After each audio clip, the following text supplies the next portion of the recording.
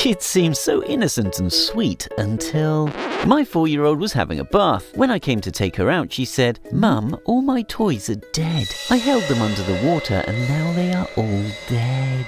Then she whispered, "Dead in the water," over and over again. At the grocery store, a young boy smiled and waved at me. When I smiled back, he said, "You should eat your friends for dinner. That's what we do." I said goodnight to my little sister and she came over to my bed. Seeing some scissors on the bedside table, she said, "You know, I could chop your head off with these. Good night." "I'm so mad at you, Dad, I was going to destroy you." "Yeah, how so?" "I was going to throw you into a volcano." "And why didn't you?" "I don't know where a volcano is." "Okay, so we're good for now."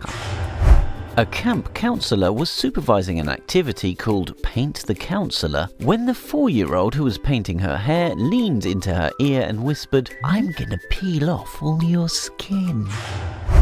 Whilst waiting for my son to finish his piano lessons, I took my daughter for a walk around the cemetery. In the middle of the graveyard, she suddenly stopped, pointed at a grave and said, "This is where you're going to sleep forever." Watching TV with my little sister, she started to draw circles around my mouth with her finger and said, "A man is going to shoot you. You're gonna die, you know, soon." My 4-year-old just suddenly turned and said to me, "I want to know what the inside of your head looks like." My daughter had an imaginary friend called Jenna. One day we were stopped at a traffic light next to the cemetery and my daughter said, "Bye, Jenna." I asked her where Jenna was going and she pointed to the cemetery saying, "Home. She lives there."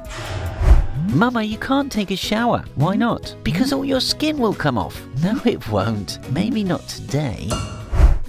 When my daughter was 4 or 5, she told us that she had once been married to a man named Brad Huffington. When we asked what happened to him, she replied sadly, "He was lost at sea." I was telling my 8-year-old son how much I loved him and thanking him for being in my life, to which he said, "I didn't choose this life. I couldn't control how it began, but I can control how it ends." My 5-year-old said, "I'll miss you when you're dead in 5 days." 2 days later, I caught COVID and was really sick. And then he asked me if I'd like a memorial bench when I died. After having my son, I told my daughters to not throw balls around the baby, and you don't leave small toys out where he can reach them. To which my 3-year-old replied, "And you don't cut off baby's lips with a sharp knife." Sitting at the breakfast table, my 4-year-old just randomly said, "I was on a mountain once and my mum and dad died and then I woke up in this house with you and mama." I'm a construction worker. One morning, my 3-year-old son hugged me and whispered in my ear, "Don't go to work, you will die in a wall." My friend's 5-year-old daughter was brushing her doll's hair and singing this song. "First I'm going to kill my brother, then mummy, then daddy, then I'm going to live in the woods with you." "Mummy, you're talking too loud. You'll wake up Abby Yo-Yo." "Who's Abby Yo-Yo?" "My friend." "Where is Abby Yo-Yo?" "In the mountain, he's sleeping." "Why do we have to be quiet?" "He eats kids when they're too loud."